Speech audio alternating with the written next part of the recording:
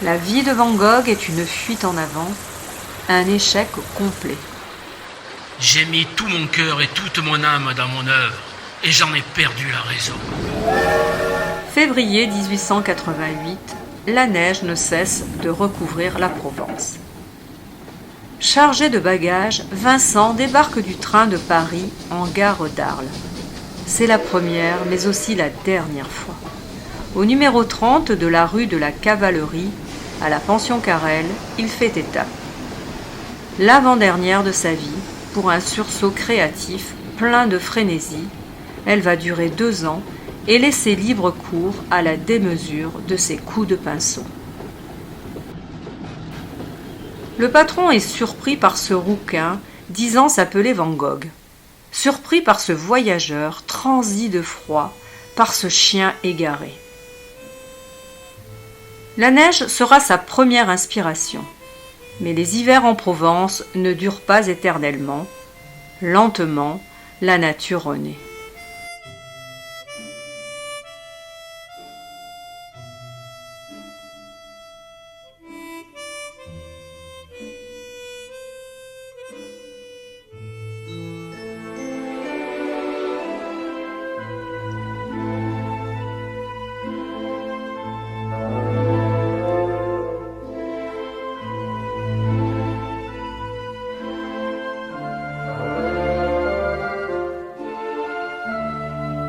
Pourquoi Arles ? Arles est le symbole de la Provence, le vrai midi en opposition au littoral, que Stéphane Liégeard vient de baptiser Côte d'Azur. Il écrira plus tard à son frère Théo. Mon cher Théo, tu sais que je me suis rendu dans le Midi pour 1000 raisons. Vouloir voir une autre lumière.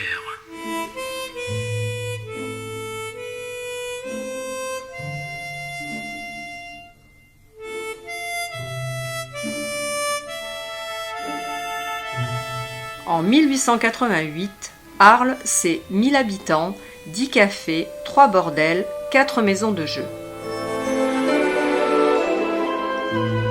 Dès son arrivée, il n'a qu'une hâte, s'évader et découvrir l'extérieur.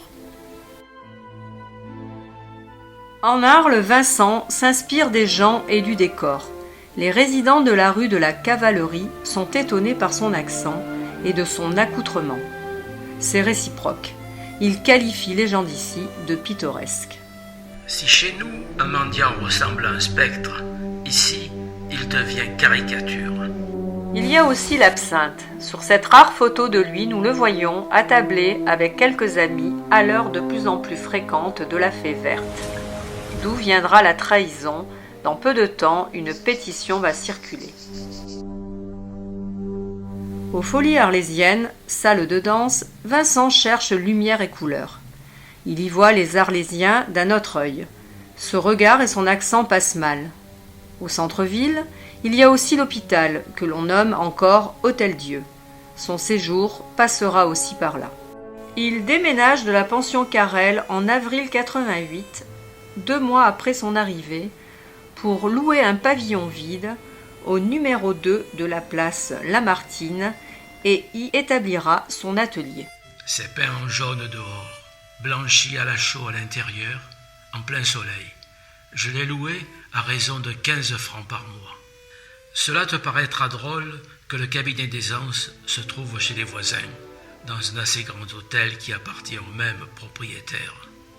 Il faudrait savoir le patois d'ici, manger de la bouillabaisse et de l'ail, alors je trouverai sûrement une pension bourgeoise peu coûteuse. Il faut que j'arrive à vivre sans dépasser plus de 150 francs par mois. Il fréquente le quartier chaud d'Arles, rue du Bout d'Arles, des Récollets, du Petit Puy, des Dalles où il consomme et monte sans pudeur. C'est un client régulier et paisible, jouissant de la considération de la patronne. Madame Virginie et d'une préférée, une certaine Rachel. Un groupe de voisins du quartier Lamartine, excédé, réunit une trentaine de signatures et l'adresse aux premiers citoyens de la commune. Monsieur le maire, nous, sous-signés, habitants de la ville d'Arles, place Lamartine, avons l'honneur de vous exposer, que l'on nommait Wout Vincent, paysagiste, sujet hollandais, habitant de la dite place, a depuis quelque temps, et à diverses reprises, donné des preuves qu'il ne jouit pas de ses facultés mentales et qu'il se livre à des excès de boisson, après lesquels il se trouve dans un état de surexcitation tel qu'il ne sait plus ni ce qu'il fait, ni ce qu'il dit. Mon cher Théo, une vue de la maison de santé où je suis.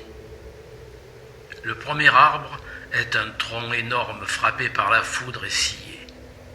Une branche latérale, cependant, s'élance très haut et retombe en avalanche de brindilles vert sombre.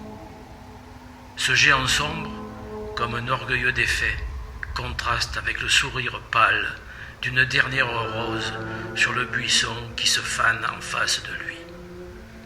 Sous les arbres, des bancs de pierre vides, du buis sombre, le ciel se reflète jaune après la pluie dans une flaque. Un rayon de soleil, le dernier reflet exalte jusqu'à l'oranger, l'ocre sombre. Des figurines noires rôdent çà et là entre les troncs. En conséquence, les sous-signés ont l'honneur de demander, au nom de la sécurité publique, à ce que le nommé Wout Vincent soit au plus tôt réintégré dans sa famille ou que celle-ci remplisse les formalités nécessaires pour le faire admettre dans une maison de santé afin de prévenir tout malheur qui arrivera certainement un jour ou l'autre si l'on ne prend pas des mesures énergiques à son égard. Paul Gauguin, sur l'insistance de Vincent, vient le rejoindre en novembre 88, mais la cohabitation est tourmentée. Vincent rêve de créer avec lui une école dite du Midi qui ne verra jamais le jour. Les émotions sont parfois si fortes que l'on travaille sans savoir qu'on travaille, et les coups de pinceau se succèdent avec une progression et une cohérence similaires à celle des mots dans un discours ou une lettre. Après crise et période d'instabilité, il décide de se faire soigner à Saint-Rémy.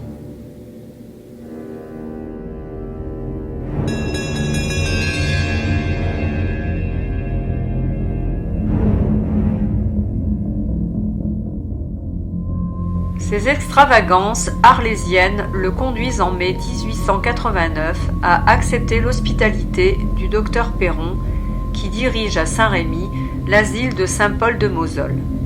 Chambre individuelle, plus disposition d'une petite pièce au rez-de-chaussée dont il fait son atelier.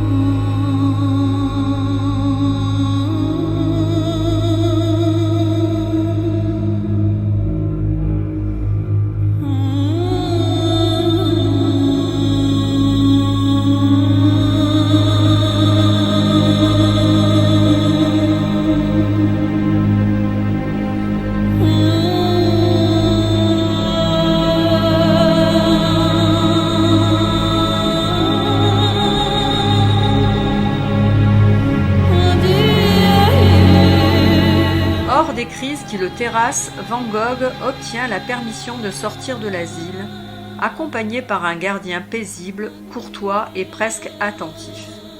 Des ouvriers sont en train de réparer les trottoirs du cours.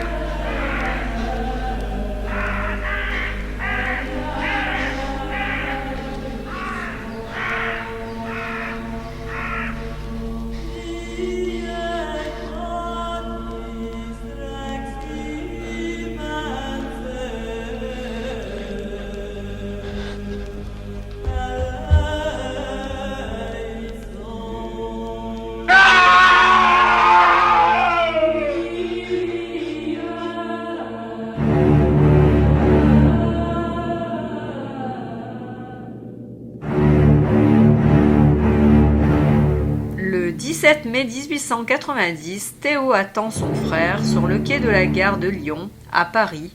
Ce dernier a pris contact avec le docteur Gachet pour l'informer du retour de son frère.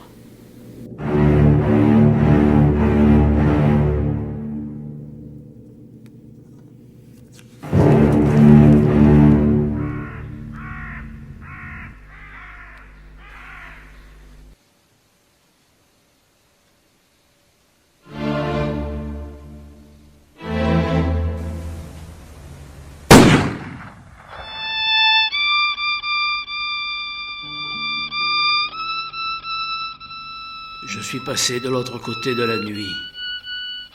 Mon cher Théo, à présent, il faut que je t'explique.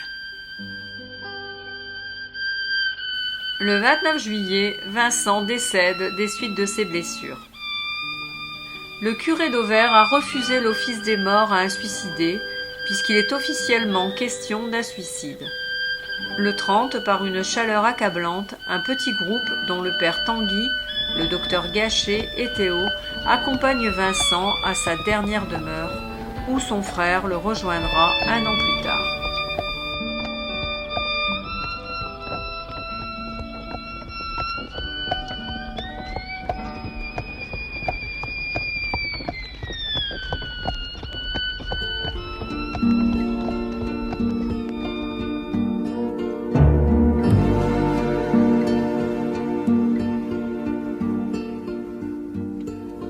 La chaise de Van Gogh où tu ne t'assieds pas, les souliers de Vincent que tu ne chausses pas, l'oreille de ce mec qui ne t'écoute plus, ces corbeaux dans le blé d'une toile perdue.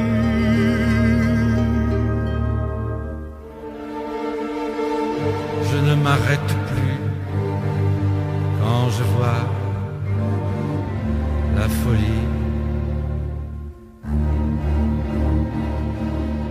Je fais ses commissions et couche dans son lit.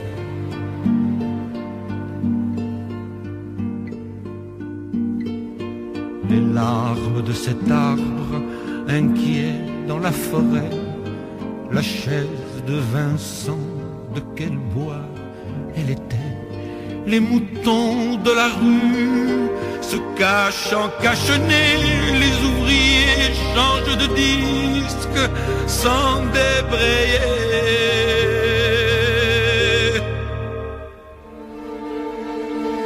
Je ne m'arrête plus quand je vois la folie.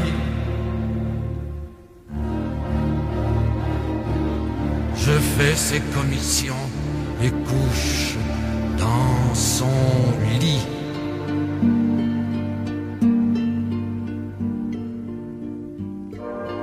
Les pas de cet enfant dans l'enfer de la fac, son sexe et sa vertu, sa pilule et son trac.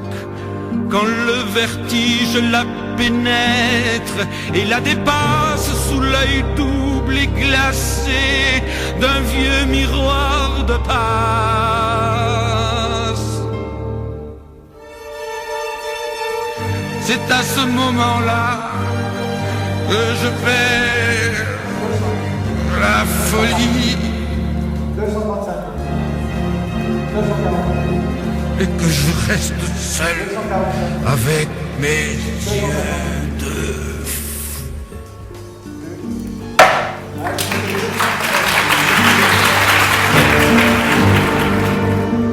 Vincent, qu'as-tu fait de ton talent ?